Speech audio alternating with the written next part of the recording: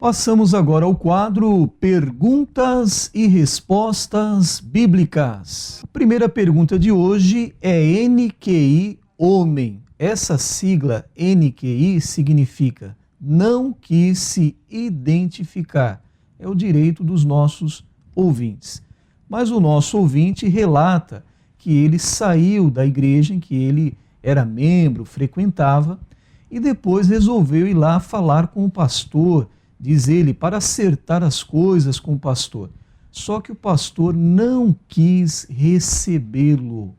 E o nosso ouvinte ficou triste porque tinha ouvido do próprio pastor, certa vez, que quando ele precisasse, era só procurá-lo para conversar. Então ele pergunta ao pastor: pastor, esse meu ex-pastor, esse ex-meu dirigente, ele agiu corretamente, pastor? É bíblico isto? Quero dizer, em primeiro lugar, que o NQI não sei de quem se trata, também não conheço a igreja dele, nem local, não conheço o pastor dele, está tudo aqui meio obscuro e eu não quero saber que esses pormenores, para minha resposta, são independentes. Mas quero dizer o seguinte, que um membro de igreja, batizado nas águas, por isso é membro, ele precisa saber que o pastor dele tem zelo pelos membros que fazem parte da sua igreja. Se não tivesse, ele seria apenas um mercenário. Mercenário, diz aqui no capítulo 10 do Evangelho, segundo escreveu João, ele diz: eu sou o bom pastor, palavras de Jesus, se colocando como bom pastor. O bom pastor dá sua vida pelas ovelhas, mas o mercenário e o que não é pastor, de quem não são as ovelhas, vê vir o lobo e deixa as ovelhas e foge. E o lobo as arrebata e dispersa as ovelhas. Ora, o mercenário foge porque é mercenário, não tem cuidado das ovelhas. Eu sou o bom pastor, conheço as minhas ovelhas e das minhas sou conhecido. Bom, não quero fazer um paralelo entre a pessoa de Jesus e os pastores locais, pessoas que hoje estão no cargo de pastor. Mas a forma de Jesus falar distingue que Jesus se caracterizava não por palavras, mas também por obras, como um verdadeiro pastor, a ponto de dar a sua vida pelas suas ovelhas. O mercenário foge, não se importa. E hoje existem pastores desses dois tipos. Então, um pastor que tem zelo por uma igreja e um membro que se apresenta à igreja e depois se retira sem dar qualquer satisfação e vem, depois de se afastar da igreja, querer conversar com o pastor, conversar o quê? Se ele tomou a iniciativa de se afastar da igreja. E é isso que ocorre hoje em muitas igrejas. Pessoas que são membros da igreja, batizadas nas águas, não dão a mínima importância para a sua condição de membro da igreja. Se afasta da igreja, vem uma vez por mês, se vier, quando não, passam até meses sem vir na igreja, e depois quer que o pastor mantenha um rosto alegre, feliz, quando essa pessoa vai conversar com ele. Houve motivo, pelo menos ele deu algum motivo especial para se afastar provisoriamente da igreja? Uma enfermidade, uma viagem, etc., que pode ocorrer?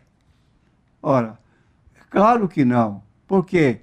Porque o pastor tem um compromisso diante de Deus, está no livro de Hebreus 13, 17. Ele vela por vossas almas. Ele é uma pessoa que se importa com a sua presença, você é membro da igreja. Como é que você se afasta, não dá satisfação, e depois vem conversar com o pastor? Conversar o quê? Se você tomou a iniciativa de se afastar da igreja? Então, eu não aceito essa, quer dizer, pessoalmente, como respondendo, não me aceito, porque é certo que o pastor fica triste, fica decepcionado. E o que se quer dele? Se a pessoa, quando podia ter essa amizade, não quis, então não é depois que você vai querer. A próxima pergunta é NQI homem. Uma pergunta muito interessante. Pastor, essas expressões lei ou lei de Moisés ou lei de Deus tratam de leis diferentes ou são títulos de uma só lei constante do Pentateuco? Bom, em primeiro lugar, quero dizer que a palavra Pentateuco se refere aos 5 primeiros livros da Bíblia. Gênesis, Êxodo, Levítico, Números, Deuteronômio. Dentro desses 5 primeiros livros da Bíblia, existem 613 mandamentos. Eu tenho falado isso frequentemente. E a Bíblia apresenta, por exemplo, no livro de Neemias, no capítulo 8, do versículo 1 a 13, 8, a todo o capítulo, a mesma lei sendo chamada por vários títulos. Então nós encontramos, por exemplo, chegado o 7º mês, estando os filhos de Israel nas suas cidades, todo o povo se ajuntou como um só homem na praça diante da porta das águas e disseram a Esdras, o escriba, que trouxesse o livro da lei de Moisés. Escute bem, livro da lei de Moisés que o Senhor tinha ordenado a Israel. Esta mesma lei, sem designação agora, é indicada apenas pela palavra lei. Quando? Versículo 2. E Esdras, sacerdote, trouxe a lei perante a congregação, tanto que os homens como as mulheres e todos que podiam ouvir o entendimento no primeiro dia do 7º mês. Outra expressão é livro da lei, versículo 3.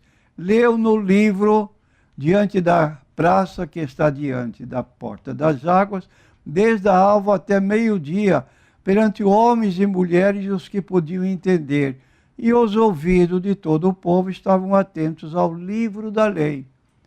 Então, chamado o mesmo livro, livro da lei, livro de Moisés, livro e simplesmente lei. Não se trata de leis diferentes, mas a mesma lei tem títulos diferentes. Terceira forma de ser indicada a mesma lei. Versículo 8. E leram no livro, na lei de Deus, declarando e explicando o sentido, faziam que lendo se entendesse. Quarta expressão, lei de Moisés. Neemias 8:14. E acharam escrito na lei de Moisés que os filhos de Israel habitassem em cabanas. Então a mesma lei, chamada lei de Deus, agora é chamada lei de Moisés, mostrando que os títulos indicam tão somente uma lei. Logo, não é possível aceitar que a lei de Moisés seja uma lei inferior à lei de Deus, que a lei de Deus seja superior à lei de Moisés, porque é chamada lei de Deus porque foi dada por Deus. É chamada lei de Moisés porque foi dada por intermédio de Moisés. Mas é a mesma lei, 613 mandamentos. De modo que essas expressões, às vezes, são usadas por pessoas que querem fazer uma declaração, por exemplo, os 10 mandamentos são mais superiores, ou são superiores aos outros mandamentos, porque foram escritos em tábuas de pedra. Essa pessoa ignora que tábuas de pedra, por quê?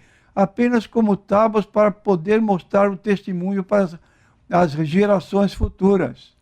O livro da lei era colocado dentro, então, da arca, e ali era apenas para ser uma testemunha daquilo que Deus havia feito com o povo. O tabernáculo onde a arca do testemunho era colocada também é chamada tabernáculo do testemunho. Não se tratando de coisa diferente, especial, mas simplesmente porque estavam dentro daqueles locais que eram sagrados e ali estava as tábuas da lei. Pastor, o senhor tem falado sobre os 10 mandamentos. Aparece na Bíblia a expressão lei dos 10 mandamentos ou os 10 mandamentos integram a própria lei de Moisés, também chamada de lei de Deus? Efetivamente não existe lei dos 10 mandamentos, embora os 10 mandamentos façam parte da lei de Moisés, da lei de Deus, como queiram. São 2 títulos para o mesmo conteúdo. A primeira está em Êxodo 20, quer dizer, os 10 mandamentos aparecem 2 vezes na Bíblia. A primeira vez no livro de Êxodo 20 e a segunda vez no livro de Deuteronômio, capítulo 5. Então, são repetidos 2 vezes, mas sem essa conotação de ter superioridade pelo fato de estarem fixados em pedras, 2 pedras, que eles sejam superiores aos demais. Estão dentro dessas 2 pedras, apenas para servirem de testemunho visível de toda a lei que Deus deu ao povo de Israel que estava no livro. Pastor, existem preceitos morais fora dos 10 mandamentos? Ou todos os 613 mandamentos da lei de Deus, ou lei de Moisés, são preceitos cerimoniais? Quero dizer que dentro dos 10 mandamentos existe um preceito cerimonial. Então, apenas 9 mandamentos dos 10 são preceitos morais. Vou repetir, dentro dos 10 mandamentos, apenas 9 mandamentos são preceitos morais. Um deles é um preceito cerimonial. Fazia parte apenas de uma colocação secundária dentro da própria lei. E dentro do livro da lei há muitos preceitos morais, como a grande parte também são preceitos cerimoniais ligados ao funcionamento do templo, com sacerdotes, com a tribo de Levi envolvida apenas nos serviços religiosos. Tudo isso é formulado no livro de Levítico, livro de Números. Então, havia essa colocação de 613 mandamentos. Havia dentro, então, preceitos morais e preceitos cerimoniais.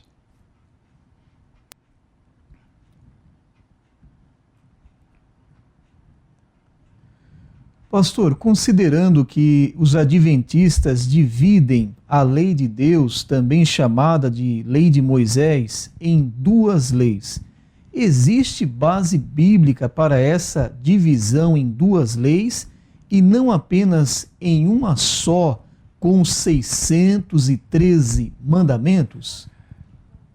Essa divisão da lei em 2 leis é apenas artificial, como reconhecem os próprios adventistas.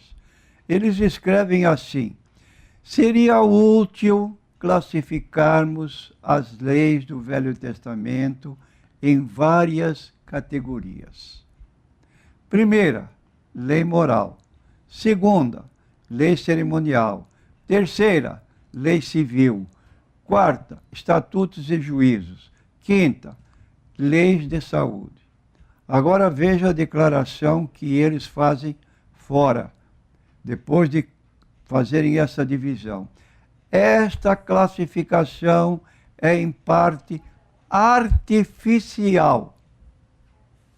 O que é uma coisa artificial? Que não é legítima, que você não encontra apoio para essa divisão da lei em 5 partes, como se tivesse realidade. E isso está escrito nas lições da Escola Sabatina, lição número 2, página 18, de 8 de janeiro de 1980. Então seria útil, porque perguntamos nós, porque seria útil, porque ajuda a sustentar a sua descabida divisão da lei em 2 leis, chamando uma de lei de Moisés, posta ao lado da arca, só tinha leis cerimoniais. Não é verdade. Não é verdade essa colocação. Então, e outra dentro da arca, porque eram as duas tábuas, agora sim, agora essa aqui é só lei moral. Não é verdade. Então, tudo para sustentar a guarda do sábado. Esse mandamento é tão considerado pelos adventistas que a senhora White chegou a declarar que a guarda do sábado implica em vida eterna. Ora, ora, ora, eu vou ganhar o céu porque eu guardo o sábado. Pela graça sois salvos, por meio da fé. Isto não vem de vós, é dom de Deus, não vem das obras, para que ninguém se glorie. Será que esse pessoal não lê Bíblia? Muito bem, pastor. Como é sabido por muitos, a Igreja Adventista do Sétimo Dia tem em grande estima sua profetisa, como o senhor falou, Ellen Good White, e tudo o que ela escreveu é aceito como vindo da parte de Deus. Entretanto, observamos que em certas ocasiões, na verdade, não é bem assim como essa igreja ensina. Vamos apresentar alguns dos escritos de Ellen Good White que estão em desacordo com a própria igreja adventista. No livro Primeiros Escritos, na página 15, escreveu ela: foi então que a sinagoga de Satanás conheceu que Deus nos havia amado a nós. Lhe lavávamos os pés uns aos outros e saudávamos os irmãos com ósculo santo e adoravam a nossos pés. Apontamos que a Igreja Adventista só cumpre metade desta declaração doutrinal. Pratica a cerimônia do lava-pés nas ocasiões que vão celebrar a ceia, mas não a do ósculo santo. Nesse ponto, a Igreja Adventista está em desarmonia com o ensino de Ellen Good White. Se tudo que ela escreveu é certo, é correto, por que deixar de lado um preceito que ela deixou? Além de lavar os pés, devia também praticar o ósculo santo, que é o beijo sagrado. Outra, pastor, realmente guardam o sábado os adventistas segundo a lei de Moisés ou lei de Deus estabelece? Não guardam, segundo o preceito da lei, não. Os seguintes preceitos, dentre outros, que eu poderia citar, mas questão de tempo e de espaço, são ordenados para serem observados no dia de sábado. Por exemplo, o que um judeu ou um israelita não podia fazer no sábado? Êxodo 16, 29. Vede porquanto o Senhor vos deu o sábado, portanto ele no sexto dia vos dá o pão para 2 dias. Cada um fique no seu lugar, ninguém saia do seu lugar no dia de sábado. E eu pergunto, obedecem os adventistas esse preceito de Deus ou saem de suas casas no dia de sábado? Se o sábado está em vigor, obviamente, a lei que rege a guarda do sábado também está em vigor. Mas eu não sei. De certo modo, não estão guardando este dia como diz a Bíblia. Estão em transgressão. Êxodo 35, 3. Não acendereis fogo em nenhuma das vossas moradas no dia de sábado. Pergunta, deixam os adventistas de acender fogo em suas residências no dia de sábado? Comem a refeição fria no dia de sábado? Agem como os fariseus que punham fardos pesados sobre os ombros do povo e eles mesmos não tocavam nem com a mão. E Jesus denunciou, pois atam fardos pesados e difíceis de suportar e os põem aos ombros dos homens, eles, porém, nem com o dedo querem movê-los. Então aí está. Comer comida fria no sábado, Ah, nós acendemos o fogo para esquentar a comida. Bom, então você já caiu na transgressão da guarda do sábado. Não acendereis fogo em nenhuma das vossas moradas. Acabou. Acendeu. Transgrediu o preceito. Qual é a penalidade? Morte. Pelo menos no tempo da lei vigorava isso. Então, aí está, e quero concluir com a palavra de Pedro no capítulo 15 de Atos, versículo 10 a 11. Agora, pois, porque tentais a Deus, pondo sobre a serviço dos discípulos um jugo que nem nossos pais, nem nós pudemos suportar, mas cremos que seremos salvos pela graça do Senhor Jesus Cristo também. Aí está a nossa posição. Seremos salvos pela graça do Senhor e Salvador Jesus Cristo. Querer guardar sábado para ser salvo, não vai chegar lá. A próxima pergunta é do ouvinte Emanuel. Diz assim: pastor, a Bíblia fala que o corpo morre. Agora, e a consciência? Vamos estar conscientes após a morte ou só depois do arrebatamento? Quando morrermos, vamos ter a consciência que estamos com Cristo? Vamos ter a consciência plena como estamos com ela hoje, enquanto estamos no nosso corpo. Diz a Bíblia assim, em 1 Coríntios capítulo 2, versículo 11, qual dos homens sabe as coisas do homem, senão o espírito do homem que nele está? Ora, então o que dá consciência a nós não é o nosso corpo, mas é o nosso espírito que mora no nosso corpo. Se ele se retira na hora da nossa morte, ele mantém consciência plena, como se estivesse no próprio corpo. Em Lucas 16, 19 a 31, Jesus contou uma narrativa e fala dos dois homens, do rico e do Lázaro.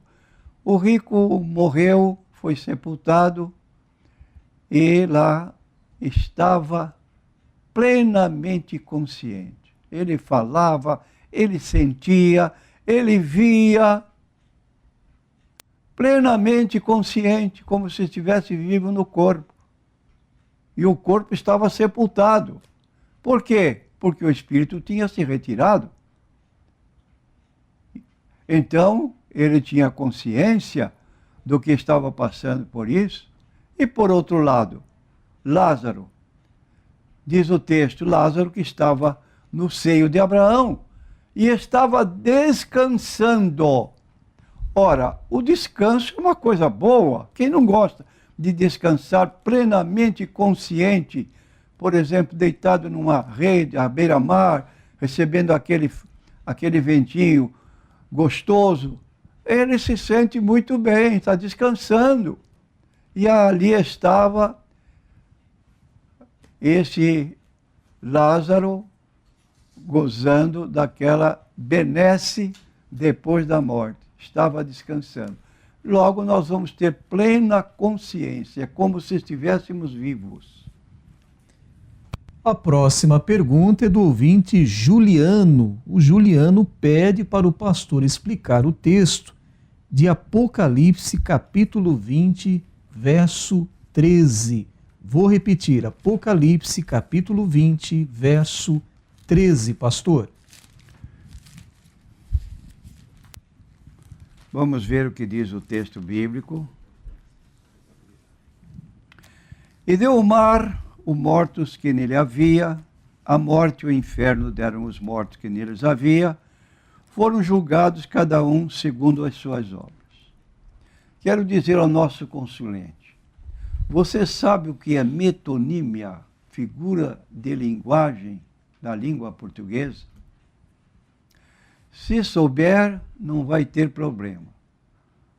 Então, o que está sendo dito aqui, e deu o mar os mortos que nele havia, e a morte e o inferno deram os mortos que neles havia, significa simplesmente, morte está aqui no lugar do corpo.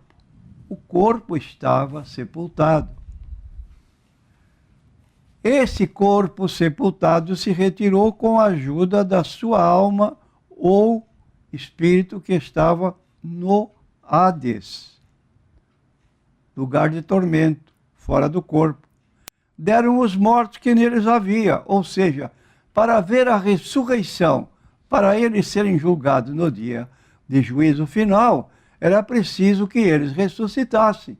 E aí, o espírito que estava no Hades se retirou para juntar-se ao corpo que estava na sepultura, formou-se o homem de novo, agora sim eles estavam em condições. E foram julgados cada um segundo as suas obras. E a morte e o inferno, quer dizer, os lugares provisórios que guardavam o corpo e a sepultura e aguardavam a alma, inferno, o Hades, foram lançados no lago de fogo. Agora foram para a Geena. Geena se encontra 10 vezes na Bíblia, todas as vezes citadas por Jesus. Não fala de sepultura inconsciente. Quem usa dessa declaração está usando mal a Bíblia Sagrada, porque Geena é um lugar consciente onde Jesus diz que há choro e ranger de dentes. Está em Lucas 10, aliás, Mateus capítulo 10, 28. Não temais os que matam o corpo e não podem matar a alma, temei aquele que pode lançar no inferno, palavra grega Geena, a alma e o corpo. Provisoriamente, antes do juízo final, a pessoa fica no Hades, ali em sofrimento. O corpo está na sepultura.